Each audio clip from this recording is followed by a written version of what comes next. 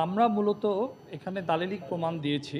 Live system থেকে আমরা যে লগগুলো এনেছি, ইন্টারনেট শাটডাউনটা কিভাবে এরিয়া ওয়াইজ এটা শাটডাউন হয়েছে, কিভাবে তারা ঊর্ধ্বতন কর্তৃপক্ষের নির্দেশনায় ঢাকা ইউনিভার্সিটি, সিলেটের বিভিন্ন রকমের ইউনিভার্সিটি এলাকাগুলোতে এবং গুচ্ছ গুচ্ছ এলাকাতে ক্ষেত্র বিশেষে ইউটিউব, হোয়াটসঅ্যাপ এবং গুগল কার দ্বারা নির্দেশিত হয়ে হোয়াটসঅ্যাপ এবং ইমেল দ্বারা কিভাবে আমাদের অপারেটররা নির্দেশিত হয়ে সেই যে জায়গাগুলো অফ করেছে, শাটডাউন করেছে, সেটার একটা সম্পূরক সামগ্রিক রিপোর্ট আমরা আজকে কোর্টে প্রদর্শনী করেছি এবং প্রেরণ করেছি।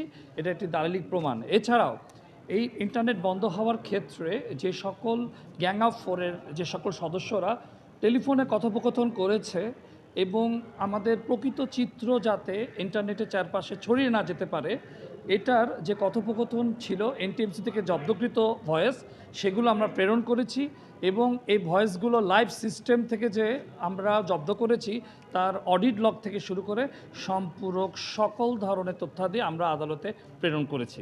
আসলে যে বিষয়টি হলো সেটা হচ্ছে যে আমাদের সাবেক আইসিটি অ্যাডভাইজার অনেকদিন দেশের বাইরে ছিলেন, বিশেষ করে ওই সময়।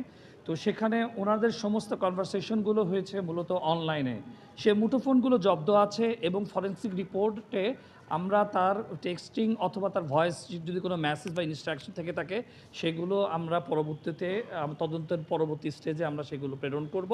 যেহেতু বিষয়টা এখন তদন্তাধীন অবস্থায় আছে এবং ডিজিটাল ফরেন্সিকটা এখনও পূর্ণাঙ্গ রূপে শেষ হয়নি, কিছুটা শেষ হয়েছে সেগুলো আমরা আজকে প্রদর্শন করেছি। আরও অধিকতর ডিজিটাল ফরেন্সিক রিপোর্ট রয়েছে, সেগুলো আসার পর আমরা এই বিষয়গুলো বিস্তারিত করে তুলে ধরব। আমি একটি জিনিস বলতে চাই, প্রতিমন্ত্রী মহোদয় সবসময় একটি কথা আমাদেরকে বলেছিলেন, সাবেক প্রতিমন্ত্রী মহোদয়।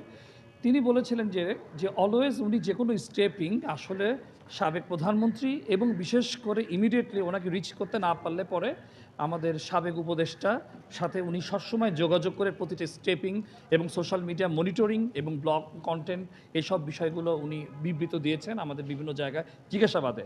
তো সুতরাং ওনাদের কে বাইরে রেখে, ওনাদের কমান্ড স্ট্রাকচারের বাইরে রেখে উনি একা এই জাতীয় নির্দেশনাগুলো প্রবাহক হবে, সে নির্দেশ অনুযায়ী সব কিছু শাটডাউন হয়ে যাবে, এটা আসলে ভাবাটাই অত্যন্ত অমূলক এবং বাস্তবসম্মত নয়।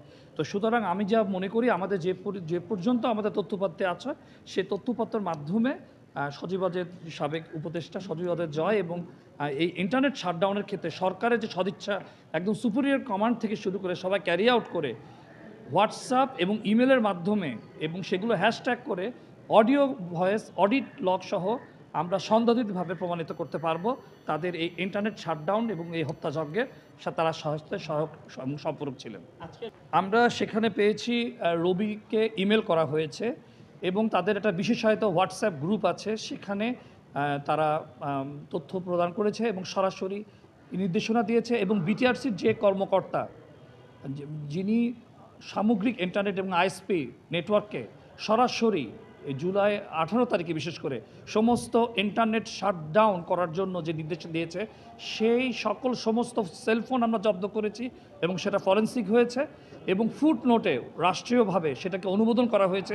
সে নোটগুলো আমাদের তদন্তকারী কর্মকর্তা তার প্রতিবেদনে প্রদান করেছেন।